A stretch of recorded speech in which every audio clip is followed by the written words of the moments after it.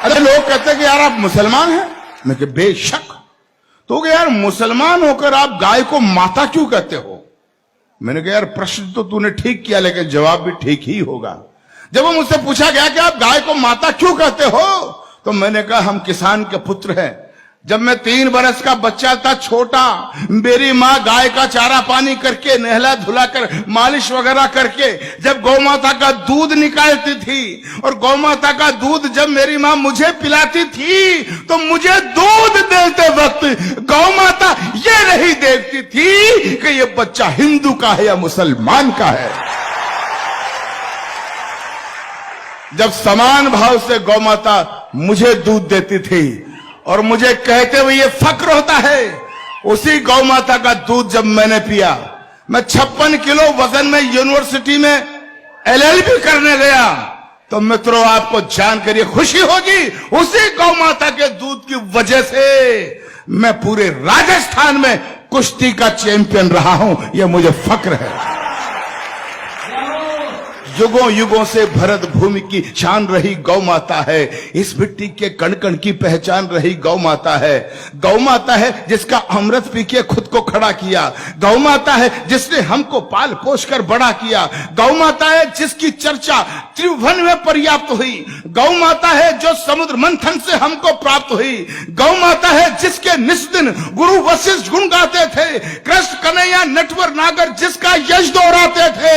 हम ऐसी गौ माता को अब मुझे ताकत देना, मेरे संकल्प को हम ऐसी गौ माता को अब नहीं भटकने देंगे। और शीश भले कट जाए लेकिन गाय नहीं कटने देंगे। अरे भाई इतना हल्ला, मजा आ गया। मैं तो समर्थन में पाकर गदगद हो गया।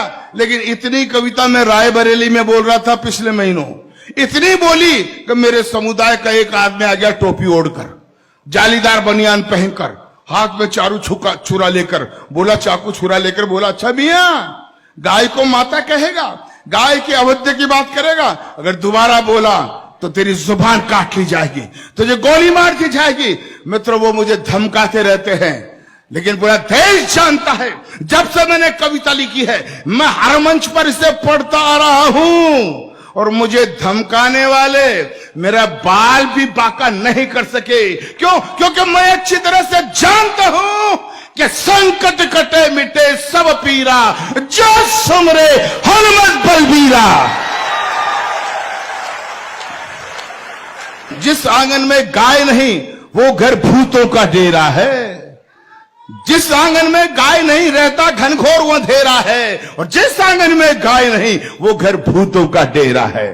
अरे जिस आंगन में गाय नहीं, अगली पंक्ति में समर्थन देना, जिस आंगन में गाय नहीं यमदूत वहां पर हंसते हैं, और जिस आंगन में गाय बंधी हो देव वहां जा बसते हैं।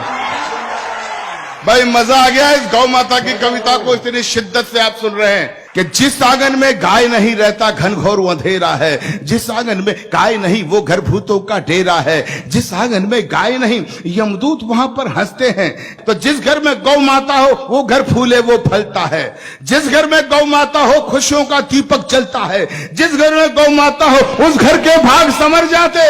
गाय पूंछ को पकड़ लोग वैतरणी पार उतर जाते। तो गौधन का वध करने वाले, गौधन का वध करने वाले द्रोही कंस कहते हैं, और गौपालक के घर में बंसी नटवर श्याम बजाते हैं।